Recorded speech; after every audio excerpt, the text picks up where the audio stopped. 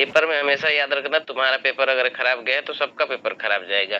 और यूपी में पूरे अटल का एग्जाम होता है, तो उसमें जो है मतलब लखनऊ का रेशियो बहुत अच्छा है। बाकी भी बच्चे देखो बहुत अच्छे हैं, हर जगह पे पढ़ने वाले बच्चे मिलेंगे, जितने भी मतलब तुम्हारे डिस्ट्रिक्ट है।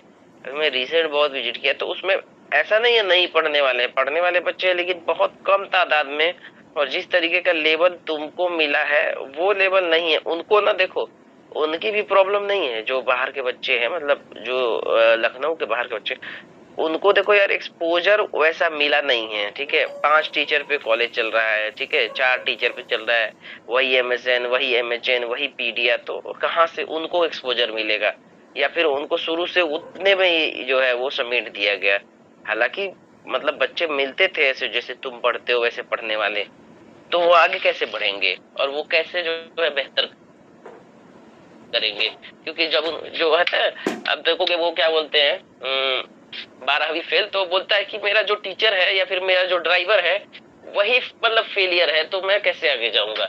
तो ऐसा नहीं है कि वो लोग मतलब नहीं पढ़ते, पढ़ने वाले उसमें भी बच्चे रहते हैं, लेकिन शायद जो देखो जो मैनेजमेंट होता है ना, मैनेजमेंट ऑनरशिप, वहां कॉलेज में गड़बड़ी हो रही है। बाकी कॉलेजेस की बात करो तो पता है क्यों? वो क्या करते हैं ना, देखते हैं ना सस्ता में कौन रहता है, सस्ता में कौन सा टीचर जो है हमारे कॉलेज में रह सकता है। ठीक है, बेरोजगार कौन है जिसको हम लोग कम दामों में रख के क्लास को हैंडल करा सकते हैं। ठीक है, तो इन सब चक्करों में मतलब मैनेजमेंट अपना पैसे बचाने के चक्करों में जो अच्छे मतलब टीचर है उनको नहीं लेता है। और उसके वजह से बच्चों को पता ही नहीं है कि सच में मतलब उन्हें क्या जो है वो जानना चाहिए, क्या पढ़ना चाहिए। वो अपने थ्योरी में अभी बहुत पीछे हैं, कॉम्पिटिटिव में और पीछे हैं, क्योंकि उनके जो मतलब गाइडेंस वाले हैं, जो टीचर, जो उनके सर हैं, टीचर हैं, वो खुद ही फंसे हुए, उन्हें खुद नहीं पता है अपनी लाइफ के बारे में कि मैं क्या कर रहा हूँ। तो इसमें आने वाले जनरेशन को भी दिक्कत हो रही है। बाकी हर जगह जहाँ जाओगे वहां 2-4 बच्चे ऐसे मिलेंगे कि मतलब हाँ हमको पढ़ना है सर, या हमको तैयारी करना है, हमें आगे बढ़ना है। ठीक है, या उनके अंदर वो है ललक कि हमें मतलब जिंदगी में आगे बढ़ना है, लेकिन उनका जो माहौल है, जो एक्सपोजर है, जो इन्वायरमेंट है, उससे बाहर निकल पाना बहुत मुश्किल है। लेकिन भाई कीचड़ में जो है वो कमल खिलता है ना। और जो धारा के विपरीत जाएगा वही भाई बाहर आएगा। डिप्रेशन क्या है इसको समझ लेते हैं, कोई बताएगा आप में से कि डिप्रेशन किसे कहते हैं? आई कांटेक्ट ना करना, आई कांटेक्ट नहीं करेगा, एंजाइटी में रहेगा, फियर रहेगा, फोबिया रहेगा, बोरी रहेगा, कैटाटोनिक रहेगा, यानी हर चीज में वो जो है ना मतलब एक तरीके से नेगेटिव रहेगा, है कि नहीं? है ना, इनएक्टिव रहेगा, ज्यादा ओवर थिंकिंग करेगा। ये सब चीजें जो है क्या है, डिप्रेशन के एक साइन है। ठीक है, जानते हो omega sine? Omega sine depression का साइन होता है, जानता है कोई? नहीं जानते हो कोई भी?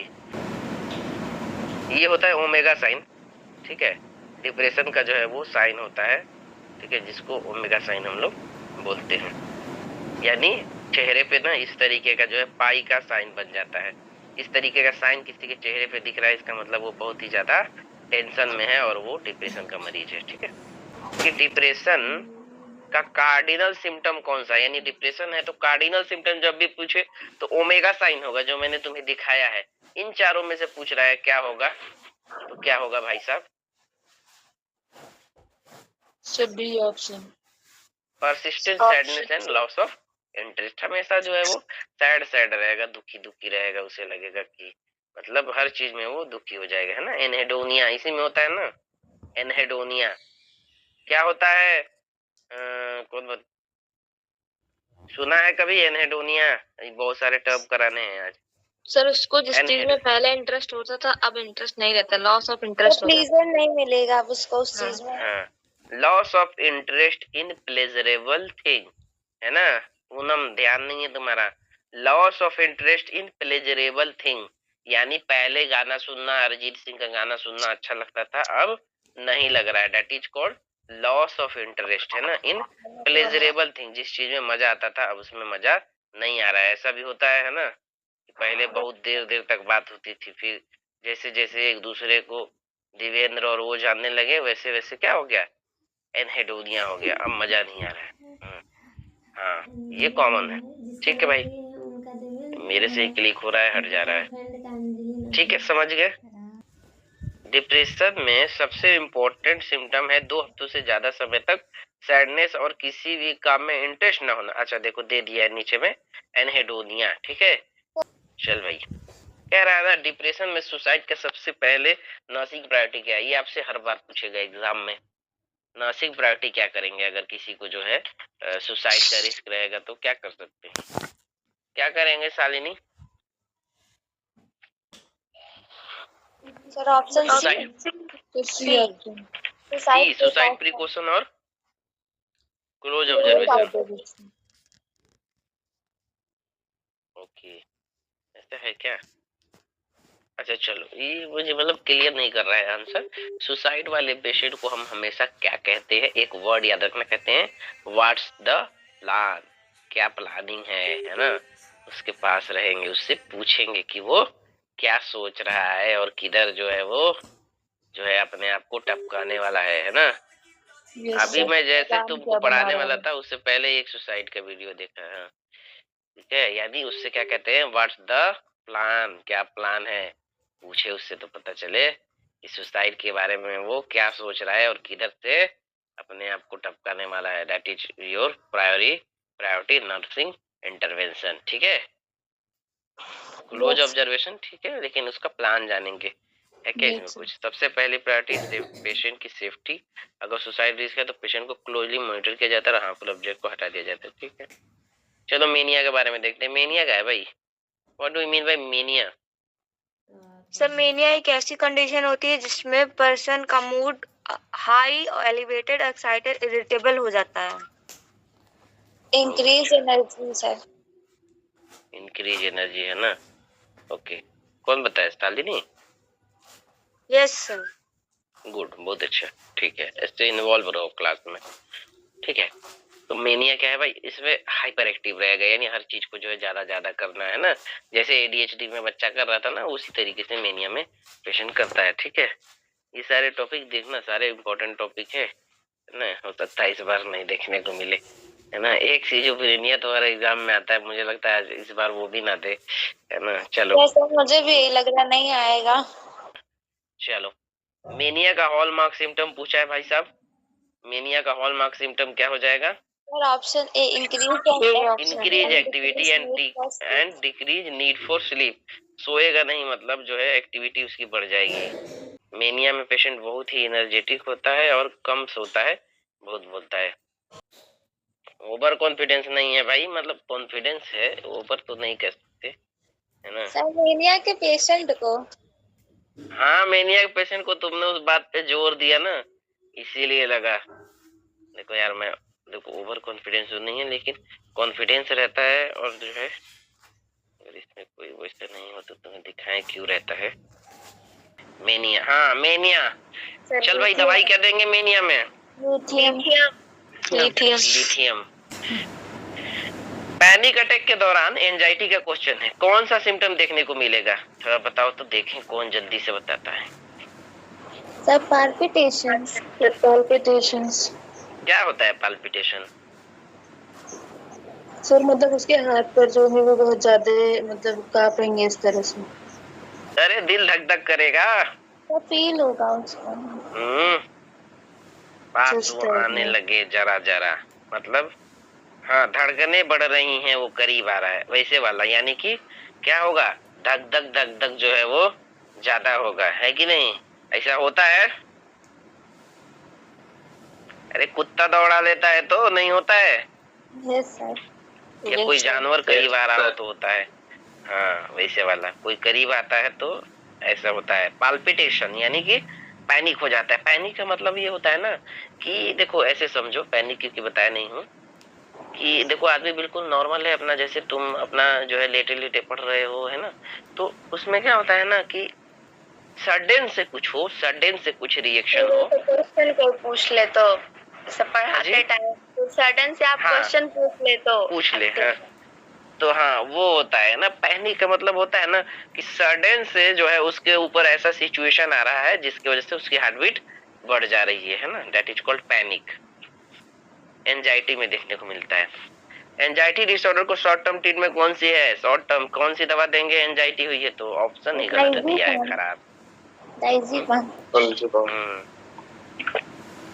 मेटफॉर्मिन दिया है, डिजॉक्सिन दिया है, ये ना कि कुछ और दें। एक बेंजोडाइजिपिन है, डाइजीपाम एक बेंजोडाइजिपिन है जो एंजाइटी के कंट्रोल करता है। लॉन्ग टर्म यूज अवॉइड किया जाता है क्योंकि डिपेंडेंसी वाला है। सर डाइजीपाम हो गया, क्लोनाजीपाम हो गया, इन सब में हो जाता है डिपेंडेंस।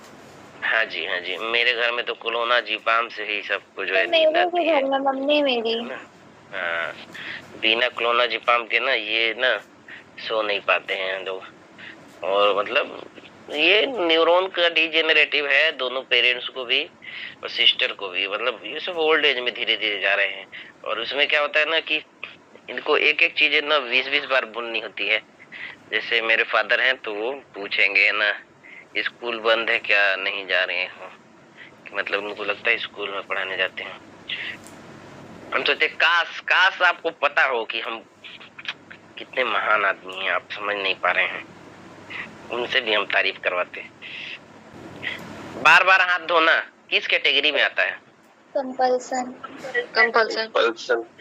अगर एक और ऑप्शन हो सकता है, तुम देखना, ऑब्सेसिव वाशर। क्या बोलेंगे? ऑब्सेसिव वाशर, यानी बार बार हाथ को धुलना, वाश करना, वाशर, ठीक है। इसी तरह होता है ऑब्सेसिव डिवोटी। ऑब्सेसिव डिवोटी वो बात बात पे भगवान की पूजा करेगा, है ना। कोई को होता है ना क्लास में हर बात पे, है ना। अमित तो तुम हो क्या आप ऑब्सेसिव डिवोटी? टीका होगा मारे ही रहते हो, ऐसे नहीं हो। मतलब कोई कोई होता है ना एकदम से पूजा पाठ करके आएगा एग्जाम देने, ठीक है, फिर जाएगा तो फिर लड्डू चढ़ाएगा, ऐसे करके। मतलब ऑब्सेसिव, उसको ना हर चीज को वो क्या करेगा, को रिलेट करेगा गॉड से, है ना। दैट इज ऑब्सेसिव डिवोटी, ठीक है। एक और होता है भाई साहब, ऑब्सेसिव चेकर। क्या होता है ऑब्सेसिव चेकर? क्या होता होगा चेकर में? सर काउंटिंग करेगा जैसे डोर क्लोज है कि नहीं। ओके, डोर क्लोज है कि नहीं, लॉक है कि नहीं, है ना।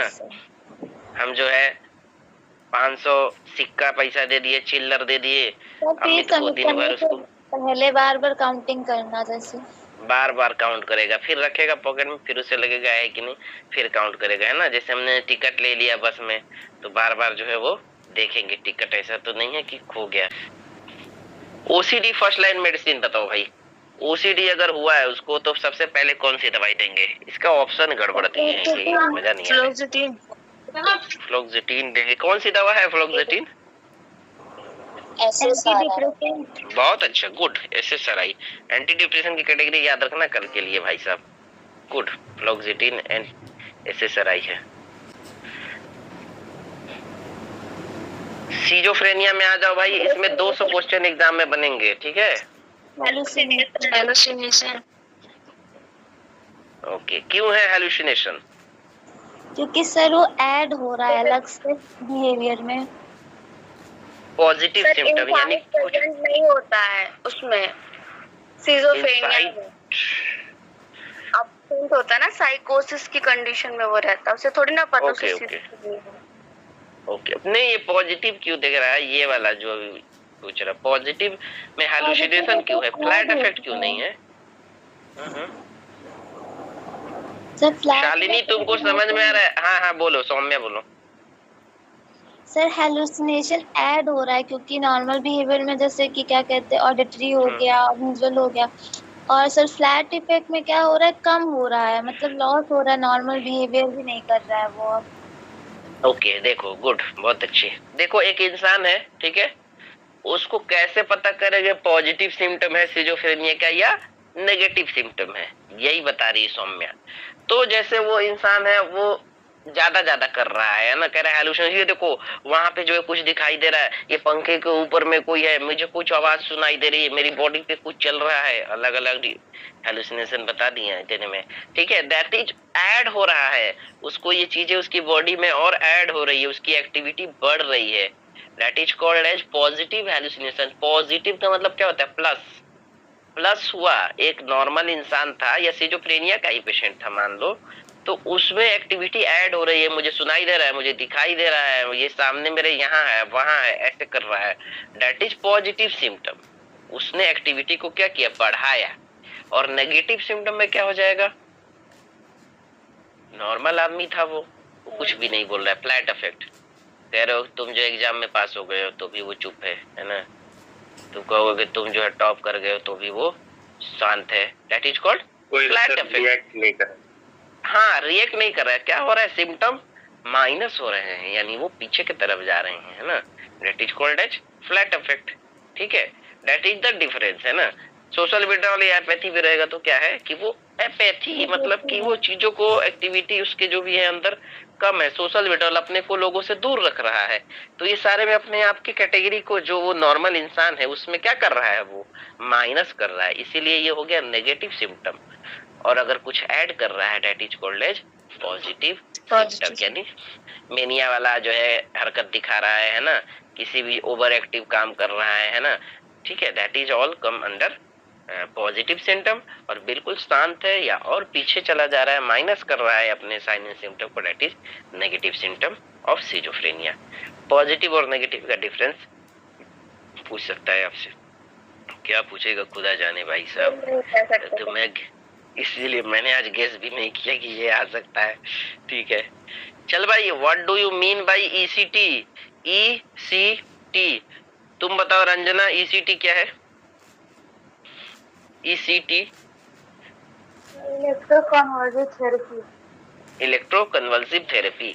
देख भाई, ये जितने भी प्रोसीजर है ना अलग थेरेपी हैं। जैसे तुम दवाई खिलाते हो यानी फार्मेकोथेरेपी, या तुम एक्सरसाइज कराते हो है ना फिजियोथेरेपी, थोड़ा हटके जो है ना, हटके बिल्कुल, that is called ECT. ECT पूछता है, इसलिए पूछता भाई क्योंकि ये ना सारे ट्रीटमेंट से थोड़ा अलग है, जिसमें पेशेंट को करंट दिया जाता है जिससे वो भाई उसके जो न्यूरॉन्स है जो शांत है वो फिर से वर्क करने लगे। किसी ने ईसीटी करवाया है,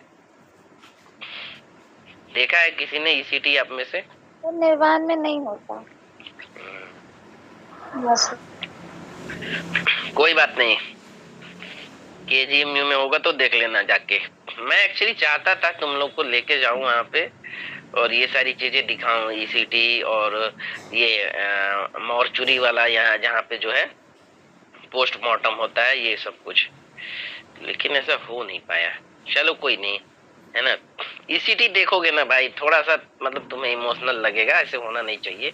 फिर भी जिस तरीके से पेशेंट को लगता है ना उस समय करंट, ठीक है। और जिस कभी कभी कुछ ऐसे डॉक्टर आ जाते थे। हाँ सर, वो जो उसमें दिलवाले में मूवी में देते हैं वो तो नहीं? हाँ हाँ, दिलवाले मूवी में अजय देवगन को जो देते हैं ना वो करंट, वैसे देख सकते हो, सही बोल रहा है। ठीक है, तो देखोगे तो थोड़ा सा लगेगा अजीब सा। और कुछ हमारे यहाँ क्या होते थे ना डॉक्टर ना, बहुत मतलब वो होते थे, मतलब क्या कह सकते हैं, रूड कह सकते हो, या फिर मतलब मिसबिहेव टाइप का, बिल्कुल तुरंत उनको मतलब हटा देते थे वहां से, क्योंकि ईसीटी के तुरंत बाद उसको एमनेसिया होगा, मतलब उसे सोच समझ रहेगा नहीं, उसको तुरंत कहो हटाओ जल्दी इसको यहाँ से यहाँ ले जाओ, ऐसे करो। खैर चलो, उससे मतलब नहीं। ईसीटी जो है आप जो है कभी भी जो है देख सकते हो अपने यूनिफॉर्म में, आप कभी भी जाओगे, ठीक है। और आप वहाँ जो ईसीटी का एक अलग ही डिपार्टमेंट ही है। हम लोग ज्यादातर टाइम ईसीटी में ही रहते थे, क्योंकि ईसीटी जो है ना वो फुल्ला एसी था, ठीक है। तो फुल्ला एसी में हम लोग मतलब जानबूझ के बैठे रहते थे ताकि मतलब आराम रहे, ठीक है। ईसीटी का सबसे कॉमन इंडिकेशन क्या, किस कंडीशन में ज्यादा देंगे, इसके ऑप्शन मुझे आज बिल्कुल ही जो है खराब लग रहे हैं, बेकार से ऑप्शन है। टाइफाइड, अस्थमा, डायबिटीज दिया, इसमें देना चाहिए इसको डिप्रेशन, सिजोफ्रेनिया, मेनिया, तब तो उनको समझ में आता। चलो, डिल्यूजन का सही डेफिनेशन क्या है? डिल्यूजन किसे कहते हैं, इसका डेफिनेशन क्या है? Option A, option A. मतलब एविडेंस है फिर भी जो है वो बिलीव नहीं कर रहा है। ओके चलो, आज बहुत बेसिक क्वेश्चन है, इसके बाद वाला जो है स्लाइड तुम्हारा अच्छा से आएगा। किसी की आवाज सुनना जब कोई भी नहीं रहता है, उसको जिसको पूछेंगे वो बताया करो। चलो विपिन बताओ उसको क्या कहते हैं? आवाज सुनाई दे रहा है जबकि वो है नहीं वहाँ, क्या कहते हैं उसको? हेलुसिनेशन। कौन सा? Auditory hallucination. ऑडिटरी, ऑडिटरी के 3 टाइप है, उसमें कौन सा? First person, second person, third person hallucination, कौन सा है? किसी एक की आवाज सुनाई दे रही तो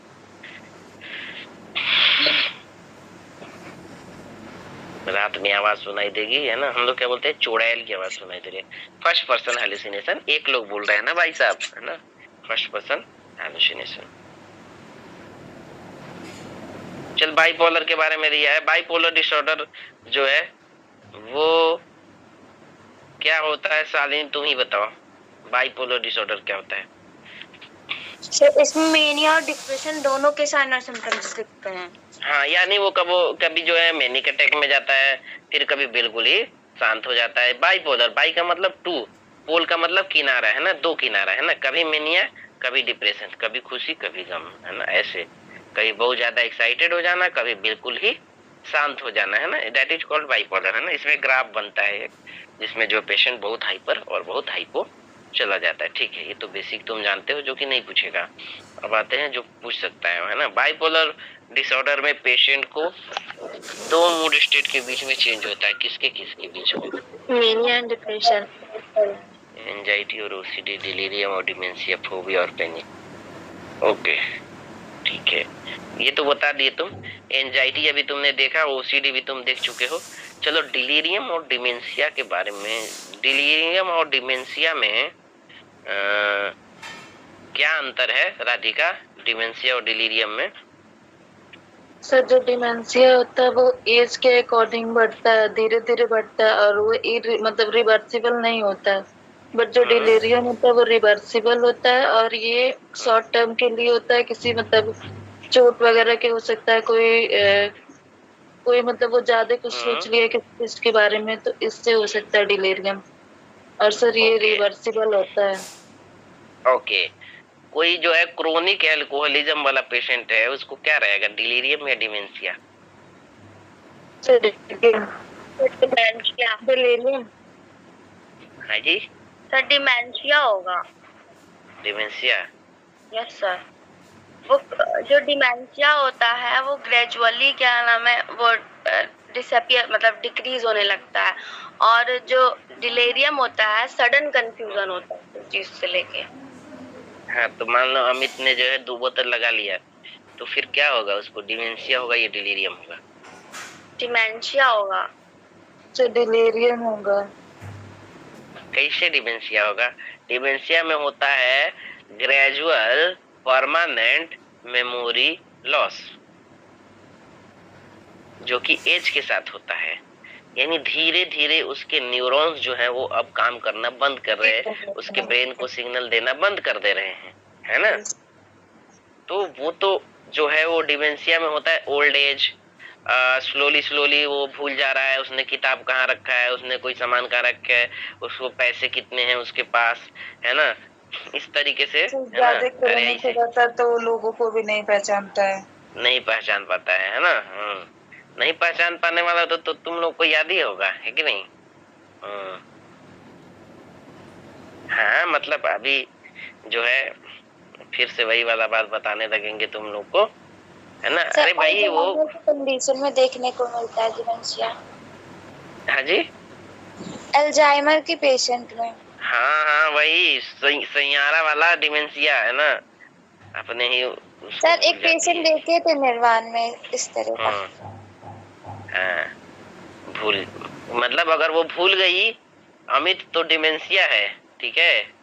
और अगर उसको भूलने का कोशिश कर रहे हैं तो क्या है? कौन सा डिफेंस मैकेनिज्म है?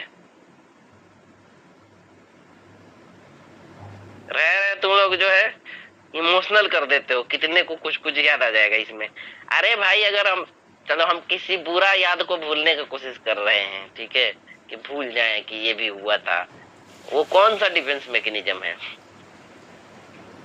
अच्छा इतना बताओ, मैच्योर है या इमेच्योर है? मैच्योर डिफेंस मैकेनिज्म है। वो जानबूझ के उसको भूलने का कोशिश कर रहा है, लेकिन बर्थडे के दिन जो है वो याद आ जा रहा है, ऐसा है ना? हाँ, अरे भैया सप्रेशन है ना, सप्रेस कर रहा है यादों को, है ना? यादों के तारे टूटेंगे कैसे, मेरे है जोर उठेंगे कैसे। वाह वाह वाह। हाँ, सप्रेस कर रहा है अपनी फीलिंग को, है ना, वो उसको जो है याद नहीं करना चाहता है, लेकिन क्या हो रहा है, याद हो जा रहा है ना, मतलब याद आ जा रहा है। ये बहुत खतरनाक सीन है ना। जैसे मान लो तुम इम्यूनाइजेशन शेड्यूल पढ़ रहे हो, तो तुम क्या कोशिश कर रहे हो, याद करने का, है ना। मेंटल हेल्थ को क्या कोशिश कर रहे हो, याद करने का, लेकिन याद नहीं हो रहा है। और तुम किसी चीज को भूलने का कोशिश कर रहे हो, लेकिन वो क्या है, वो भूले नहीं भुला रहा है। तो सब कुछ पता है क्या है, हमारे इंटरेस्ट के ऊपर है कि हमें किन चीजों का शौक है ना। एक भुला रहे हो, नहीं भूल पा रहे हो, एक याद करने की कोशिश कर रहे हो तो याद नहीं हो रहा है। लिथियम थेरेपी का क्वेश्चन डायरेक्टली जो आएगा वो बता रहा हूँ। लिथियम के डोज पूछेगा कितना से कितना होता है, लिथियम कितने से कितने में देते हैं, एवरेज डोज क्या है लिथियम का। चल, लिथियम थेरेपी कितना देते हैं भाई, 0.6 to 1.2 MEQ पर लीटर देते हैं।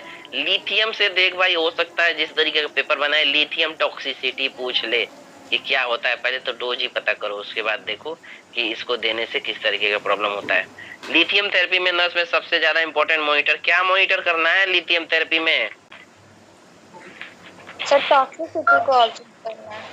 हाँ, सीरम लिथियम लेवल को पता करेंगे कितना है, अगर ज्यादा हो रहा है तो फिर जो है उसको तुरंत रोक देंगे। ये दवा केजीएमयू में नहीं चलती थी क्योंकि इसके साइड इफेक्ट बहुत ज्यादा थे।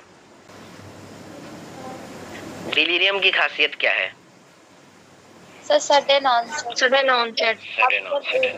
अचानक से हो जाएगा, है ना, पीने के बाद में। पीने से नहीं, देखो जैसे उसको कोई सीवियर अटैक आ रहा है, उसे कोई और भी बीमारी है जिसमें अचानक से वो जो है फेंट हो जा रहा है और कुछ समय के लिए बिल्कुल ही ब्लैंक हो जा रहा है, उसको कुछ समय नहीं आया है, that is also the part of delirium. ठीक है, देखो बस ये ध्यान रखना, जो इसमें लाइन लिखा हुआ है रैशनल वाले में, डिलीरियम अचानक शुरू होता है और पेशेंट की कॉन्शियसनेस दिन भर में बदलती रहती है। यानी शुरू में तो वो अनकॉन्शियस रहेगा, धीरे धीरे कॉन्शियस हो सकता है। डिलीरियम का सबसे कॉमन कॉज क्या है, किस वजह से डिलीरियम देखने को मिल सकता है? Sir option A infection and metabolic disorder. Okay, ठीक है। एल्डरली में यूटीआई का पेशेंट है, देखो मैंने बोला था ना, नॉर्मल वाले में भी यूटीआई है, निमोनिया, इलेक्ट्रोलाइट इम्बैलेंस है ना। जैसे मान लो कोई गर्मी के दिनों में ओआरएस नहीं पिया है ना और उसको लू लग गई, वो सडन से गिर गया, वो भी एक डिलीरियम की पार्ट हो सकता है। चल, डिमेंशिया बताओ, कौन सी मेमोरी पहले लॉस होती है डिमेंशिया में? रिसेंट, रिमोट, प्रोसीजरल और सेंसरी? रिसेंट। हाँ, ऑप्शन है। सर्च करके नहीं बताना है, ये बहुत खराब है बेटा। Option A recent memory, recent memory, अभी अभी का चीज भूलेगा, तुरंत तुरंत जो हुआ है, अभी मैंने बताया। Sir exam. हाँ, एग्जाम्पल में सबसे कॉमन टाइप अल्जाइमर नहीं भूल पाओगे ना। जीएडी, जीएडी में एक मैंने आपको उस दिन बताया था, उसको ध्यान रखना, अलार्म थेरेपी है ना, सॉरी अलार्म रिएक्शन, जिसमें पेशेंट पैनिक हो जाता है कि मतलब ये क्यों हो रहा है। ठीक है, 3 फेजेस उसके होते हैं, जरूर से देख लेना जीएडी का। ठीक है, चलो, जीएडी हो रहा है यानी उसको जनरल एंजाइटी डिसऑर्डर हो रहा है, तो जो है क्या सिम्टम देखने को मिलेगा, है ना। एंजाइटी रहेगा तो क्या होगा, आज ये ऑप्शन ज्यादा सही है क्या? आज में आगे आगे आगे तुम लोग का फेवरेट टॉपिक नाम है डिफेंस मैकेनिज्म, है ना। पहले तो बिना ऑप्शन देखे देखते हैं। एक स्टूडेंट एग्जाम में फेल होने के बाद, अरे ये इतना रियल कैसे हो गया? ये कौन, ये तो 2-3 महीने बाद का जो है खबर है, अभी कैसे आ गया है?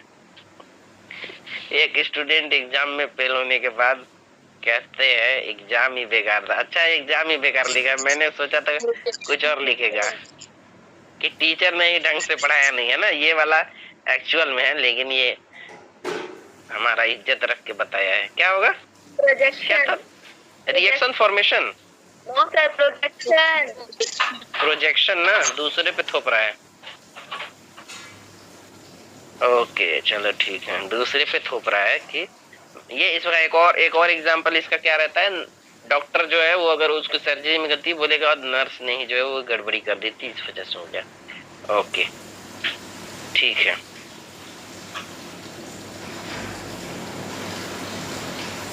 इसमें रैशनलाइजेशन लिखा हुआ है, प्रोजेक्शन नहीं लिखा है, लेकिन प्रोजेक्शन होना चाहिए, प्रोजेक्शन ही होगा। ठीक है, अपने फेलियर के गलती को जस्टिफाई करने के लिए लॉजिक बहाना बनाता है। रैशनलाइजेशन लॉजिक बहाना बनाता है, लेकिन प्रोजेक्शन में क्या करता है, दूसरों पे थोप देता है ना। तो ये थोड़ा सा इसको लॉजिक माना है इसने, एग्जाम ही बेकार था, इसने लॉजिक माना है। अगर इसमें ये देता होता ना तब होता प्रोजेक्शन। हाँ टीचर होता तो आंसर होता कि प्रोजेक्शन अपने आप को बचा के वो दूसरों पे थोप रहा है। लेकिन यहाँ अच्छा देखो उसमें क्या है, थोड़ा सा समझो, उसमें किसी न किसी पे थोप रहा है प्रोजेक्शन में, डॉक्टर नर्स पे स्टिमुलाई प्रेजेंट है। हाँ जी स्टिमुलाई प्रेजेंट है, गुड है ना। यानी डॉक्टर नर्स पे थोप रहा है, स्टूडेंट टीचर पे थोप रहा है, दैट इज प्रोजेक्शन। लेकिन यहाँ पे क्या हो रहा है, वो अपना एक सॉलिड जो है वो रैशनल निकाल के रखा है कि इस वजह से ऐसा हुआ है ना। हमारा जो है कैटेगरी ही जनरल था, इसीलिए जो है हम क्वालिफाई नहीं कर पाए, है ना, दूसरे स्टेट में। ठीक है, दैट इज कॉल्ड रैशनलाइजेशन।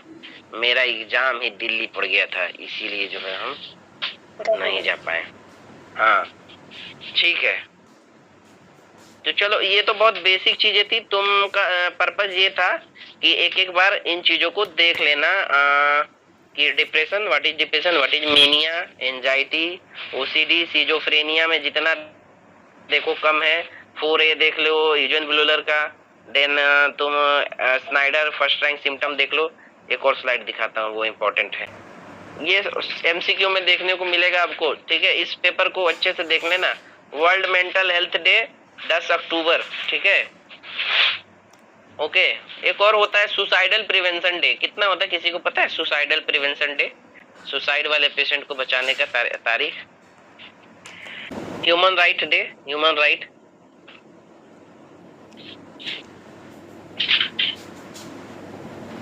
चलो मेंटल हेल्थ एक्ट 1987 और 2013 या 17 देख लेना भाई, उसमें होता क्या क्या है ना। इस बार जो है ना वो दिमाग को घुमाया है, तो जो है उल्टा पुल्टा तुमसे पूछ सकता है। ठीक है, NMHP क्या है? NMHP national mental health program. हाँ भाई, मेंटल हेल्थ प्रोग्राम है ना, 1987। ICD 11 के तहत जो है वो 25 मई 2019 को जो है वो come into effect on 1 January 2022। Okay ठीक है, देखो डिलीरियम और डिमेंशिया में यहाँ दिखा है, इसको देख लेना। सीधे आते हैं, सिजोफ्रेनिया स्प्लिट पर्सनालिटी होता है। यूजन ब्लूलर ने 1908 में जो है वो टर्म को दिया था। ठीक है, न्यूरोट्रांसमीटर डोपामिन लेवल इंक्रीज हो जाता है। ठीक है, सिजोफ्रेनिया के बहुत सारे तुम बता सकते हो। ICD-10 में सिजोफ्रेनिया कहाँ पे लाई करता है? ICD-10 क्लासिफिकेशन के हिसाब से सिजोफ्रेनिया F20, ठीक है, F20 to F29 है ना। और ICD-11 के तहत कहाँ लाई करता है?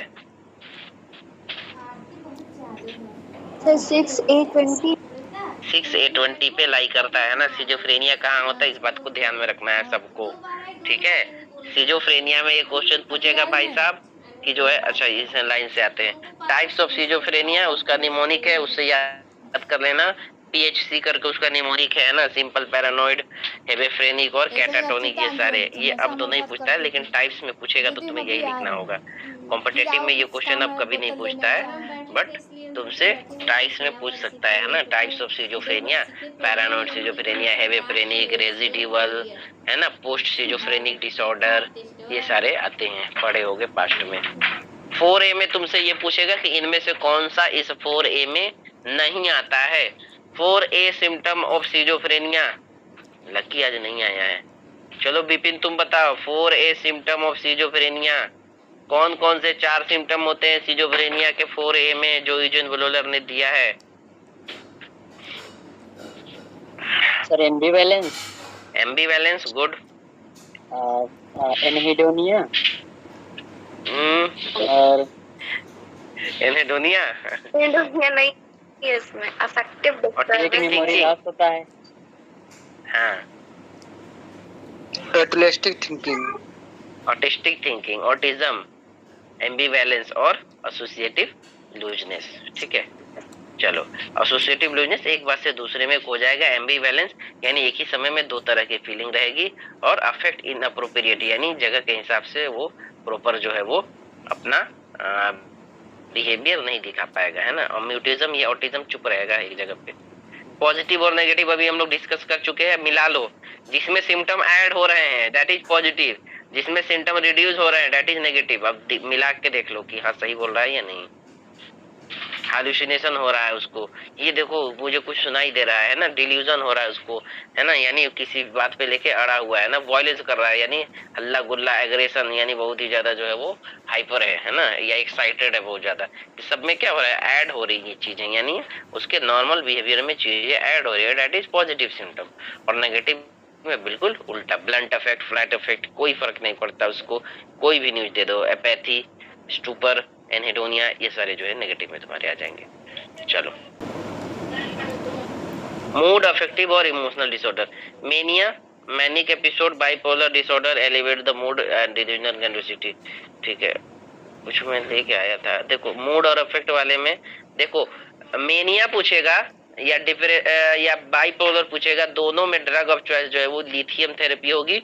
लिथियम का डोज मैंने तुम्हें बता दिया 0.6 to 1.2 होता है, उससे ज्यादा देते हो तो लिथियम टॉक्सिसिटी में पेशेंट चला जाता है। मेन बातें बता दे रहा हूँ स्लाइड में। ओमेगा साइन जान गए हो? यस सर, है ना। हाँ, कभी कभी देखोगे जो ओल्ड इंसान रहता है उसमें ओमेगा साइन जो है वो देखने को मिलेगा भी नॉर्मली, है ना। डिप्रेशन का साइन है ओमेगा साइन। इसके अलावा डिप्रेशन में और क्या साइन देखने को मिलता है अमित? ओमेगा साइन के अलावा डिप्रेशन में कौन सा साइन देखने को मिलता है? पर वो सेट भी रहे। एनहेडोनिया देखने को मिलेगा क्या? Yes anhedonia yes sir. मिलेगा, ओके ठीक है। चलो अमित ही बताओ, alexithymia, what do you mean by alexithymia? किसे कहते हैं एलेक्जिथेमिया? सुने हो कभी? Alexa Alexa, एलेक्जिथेमिया।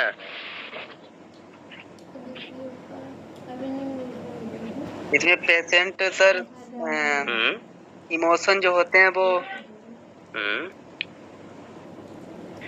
हाँ बहुत अच्छा बता रहे हो, गुड। इमोशन पे आके रो तो नहीं रहे हो? माइक ऑन करो। हाँ नहीं सर, नहीं, चलो यानी कैसे बताएं क्यों तुझको चाहे, है ना, यानी कि बता नहीं पा रहे सामने वाले को कि हम जो है अपनी सर भावना या फिर फीलिंग, भावना और हाँ या फिर कह सकते हैं अपनी फीलिंग को मतलब से बता नहीं पा रहे। हाँ, यानी अपनी फीलिंग को बता नहीं पाएगा कि वो ऐसा है ना। लड़कों में बहुत ज्यादा होता है क्योंकि उनको फीलिंग बहुत जल्दी जल्दी जो है वो बदलते रहता है ना।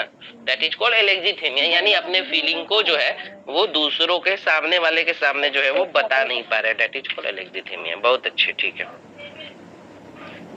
चलो, डिप्रेशन हुआ है तो ईसीटी दे देना है, दवाई में एसएसआरआई दे देंगे, ठीक है, फ्लोक्सेटिन। न्यूरोसिस जानते हो? न्यूरोसिस और साइकोसिस क्या होता है? सर न्यूरोसिस में जो है ना इनसाइड प्रेजेंट होता है और साइकोसिस में एब्सेंट होता है। गुड। फोबिया पूछेगा भैया 5 नंबर में, फोबिया। रंजना जानती हो फोबिया किसे कहते हैं? आप हमसे सवाल पूछे सर और हम डर गए, यही फोबिया है। बता रही हो या एग्जाम्पल दे रही हो चुप रह के? है तो शालिनी। सर मुझे नहीं पता, ओके कोई बात नहीं सर। पता है सर, फोबिया। पता है? Yes sir. हाँ सर फोबिया एक एंजाइटी डिसऑर्डर है जिसमें सिचुएशन एक्टिविटी से पर्सन बहुत ज्यादा डरता है। हाँ डरता है ना, मतलब तुमको बोलते जाओ असेंबली कराओ तो तुम्हारे हाथ पैर कांपने लगे, दैट इज फोबिया, है ना। अलग अलग टाइप के फोबिया जो है वो मैंने बताए थे। ओके, कोई एक फोबिया बताओ। स्टेजोफोबिया, हाइड्रोफोबिया। हाइड्रोफोबिया पानी से डर लगना। अच्छा, एक्रोफोबिया, हेमोफोबिया, हेमो और claustrophobia, claustrophobia, okay good. Gamophobia जानते हो? Gamophobia, fear of marriage. Fear of marriage.